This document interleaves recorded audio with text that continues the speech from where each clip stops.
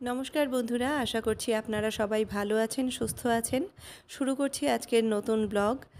এখন সকাল 6:30 মতো বাজে। তুতুনকে স্কুলে পাঠিয়ে দিয়েছি। ভোর 5টায় উঠেছি তুতুন আর আমি।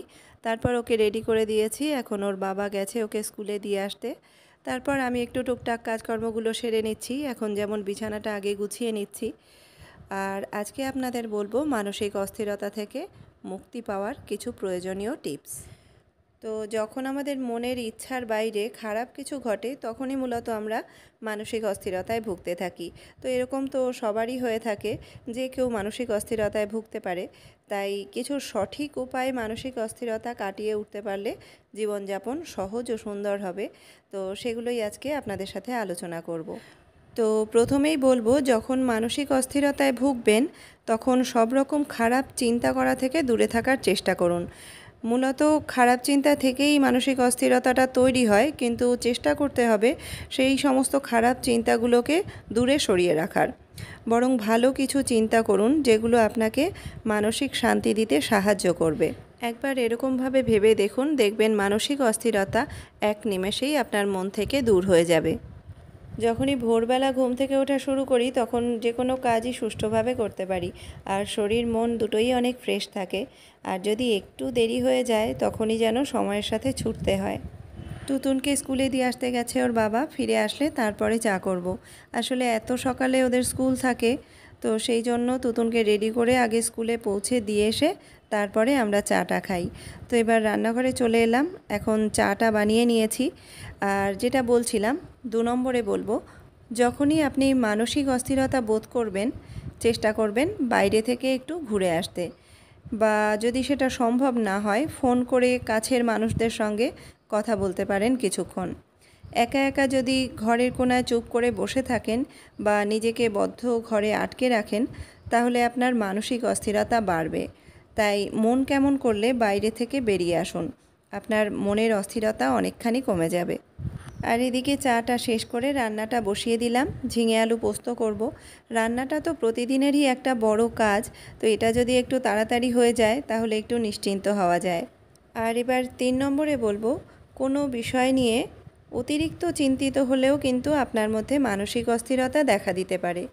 অনেক সময় দেখা যায় কোনো বিষয় নিয়ে দুশ্চিন্তা এত মারাত্মক অবস্থায় চলে যায় যে সেই সমস্যার সমাধান যতক্ষণ না পর্যন্ত হচ্ছে আপনি স্বস্তি বোধ করতে পারেন না।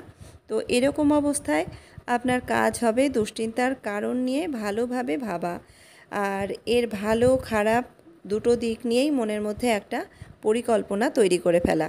কোনো বিষয়ের খারাপ দিকটা সবসময় বেশি চিন্তা না করে তার যদি কিছু ভালো দিক থাকে তাহলে সেই দিকটা একটু বেশি ভাবা প্রয়োজন, কারণ তাতে মানসিক শক্তি বৃদ্ধি হয়। দেখবেন এই উপায়ে আপনার মানসিক অস্থিরতা কিছুটা কমবে। আর এদিকে ঝিঙে আলু পোস্তটা হয়ে যাওয়ার পরে অনেক দিন পরে আজকে একটু পরোটা করছি হাজব্যান্ডকে টিফিনে দেওয়ার জন্য, আর আমার আর তুতুনের সকালের জলখাবারটাও হয়ে যাবে। তো আটা দিয়েই করেছি, ময়দা ইউজ করিনি, আর একদম অল্প তেলে ভেজে নিচ্ছি। তো এরপরে 4 নম্বরে বলবো, যে কোনো কিছু থেকে মুক্তি পেতে, মানে টেনশান, দুশ্চিন্তা, এই সমস্ত সমস্যা থেকে মুক্তি পেতে ঘুমের কোনো বিকল্প হয় না।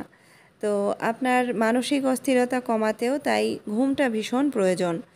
কোনো অস্থিরতা যখন কাজ করে তখন আমাদের ঘুম আসতে চায় না ঠিকই, কিন্তু তবুও চেষ্টা করতে হবে যাতে ঘুমটা ঠিকঠাক হয়। অনেক সময় দেখবেন যখন আমরা চিন্তা করি, টেনশন করি বা শরীর খারাপ থাকে, তখন যদি ঘুমটা ঠিকঠাক হয় তখন কিন্তু আমাদের অনেকটা ফ্রেশ লাগে। তাই পর্যাপ্ত ঘুম হলে অনেক দুশ্চিন্তা, অস্থিরতা কমে যায়। আর এখন এদিকে ঘরগুলো একটু গোছাতে এলাম আমি। তুতুনও স্কুল থেকে চলে এসেছে, হাজব্যান্ডও বেরিয়ে গেছে, আর আমার এই কাজগুলো এখন একটু আমি গুছিয়ে নেব। এই ড্রয়ারটা ড্রেসিং টেবিলের একটু অগোছালো হয়েছিল, তো সেটা একটু গুছিয়ে রাখছি। আর ড্রেসিং টেবিলের যে সমস্ত জিনিসগুলো থাকে সেগুলো একটু মুছে রাখবো। এমনিতে প্রতিদিনই গোছানো হয়, কিন্তু ভেতরে যে জিনিসগুলো থাকে সেগুলো নামিয়ে অনেক দিন ভালো করে মুছে রাখা হয় না, তো আজকে এগুলো একটু গুছিয়ে রাখবো। তো যেটা বলছিলাম সেই বিষয়ে আবার ফেরত আসি। মানসিক অস্থিরতা কমানোর আর একটা সহজ সুন্দর উপায় হলো নিজের ভালো লাগার কাজগুলো করা। হতে পারে সেটা গান শোনা, গল্পের বই পড়া বা কবিতার বই পড়া, প্রিয় মানুষজনের সাথে কথা বলা, এক কথায় আপনার যা করতে ভালো লাগে তাই করুন। অনেক সময় হয় এই সমস্ত কিছু আপনার ভালো লাগলেও সব সময় ইচ্ছে করে না। তো ইচ্ছে না থাকলেও জোর করে হলেও এই ভালো লাগার কাজগুলো আপনি করুন। গাছেদের পরিচর্যা করুন, আপনার পছন্দের গান শুনুন।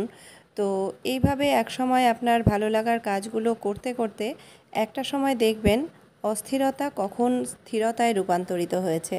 মোট কথা, আপনার মন যখন অস্থির থাকবে সেই অস্থির মনটাকে অন্যদিকে চালিত করতে হবে, যাতে আপনি সেই অস্থিরতা কাটিয়ে উঠতে পারেন খুব সহজেই। আর এদিকে আমি ড্রেসিং টেবিলের একটা পার্টে যে সমস্ত জিনিসগুলো রয়েছে, কসমেটিক্সগুলো রয়েছে, সেগুলো মুছে মুছে রাখছি।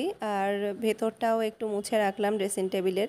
তবে পুরোটা আজকে করা সম্ভব নয়। আর একটা পার্টে যে সমস্ত জিনিসগুলো রয়েছে ওটা আর একদিন করতে হবে, না হলে অনেকটা সময় লেগে যাবে।